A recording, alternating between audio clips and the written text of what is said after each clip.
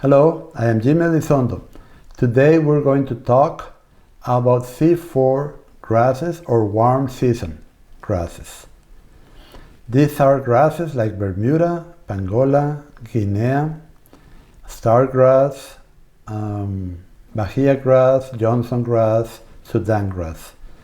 C4 grasses in general are lower in protein energy than C3 or cool season forages, but they are higher in fiber.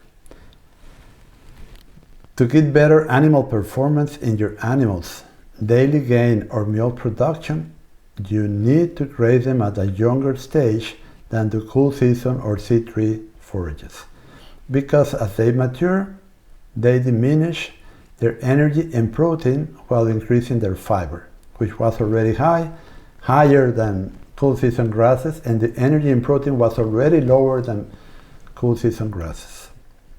The advantages that warm season grasses have over cool season grasses, C4s over C3s, is the amount of dry matter production per acre they have.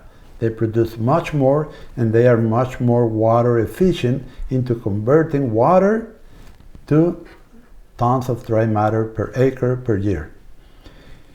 It is important when we graze them at a younger stage that the grazing is total grazing. That means to graze 80 to 90% of what is there. Because if not, if you graze selectively to have a better nutrition for your animals, you're going to start having problems with a shift towards less desirable species composition in your pasture. Why is that? Because your cattle will select the best species first and leave untouched the undesirable species, which in C4 grasses, they stay standing upright, they do not get trampled and stay there. If you trample them, they spring back up. So that's why that sort of grazing, selective grazing the top third, doesn't work in this scenario, as it doesn't work in the cool season grasses scenario, as I explained past week. To have grass available for your cattle when the grass growth stops, you need to defer or stockpile around half of your property. When you stockpile that means it will become over mature, low in energy, and high in protein and high in fiber.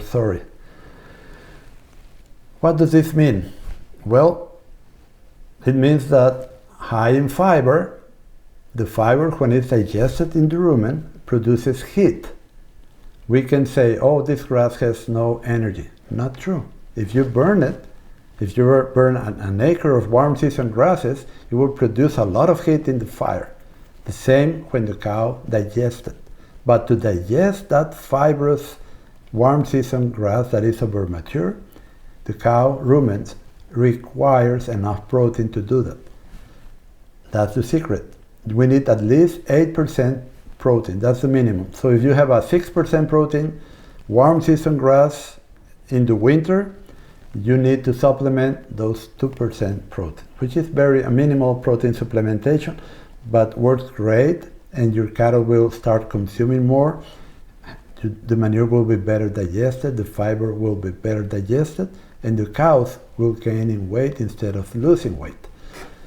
Another important factor or characteristic of warm season grasses is that when you grow them together with cool season grass or forages, they complement each other. When one stops growing in the summer slump, the summer or the warm season perennials will start growing, or annuals. And when one is very low in fiber, the other one is very high in fiber. When one doesn't lend itself very well to stockpiling cool season forages like orchard grass in low humus areas or ranches in the northeast, the warm season annuals or perennials will stand upright and help the sort of stockpile to last longer into the spring. So I really want you all to have both types, if you can, warm season and cool season perennials. We need to remember that ruminants require a minimum amount of fiber, but that they are also affected if too much fiber. If it's winter, too much fiber is great because they will produce more heat and they can stand the winter better, like the bison did long ago in the northern part of the US, consuming warm season perennials through the winter, and they maintain their body condition. Now, even seed tree grasses, cool season forages, when they are stockpiled, even in Canada, they can lose so much protein through the weather affecting the quality that they require a minimum protein supplement for the cow's rumen to digest it. So I hope you enjoy this and you can put it into practice. Seed tree grasses or forages need to be managed differently than C4 forages, but both will benefit from total grazing. Thank you.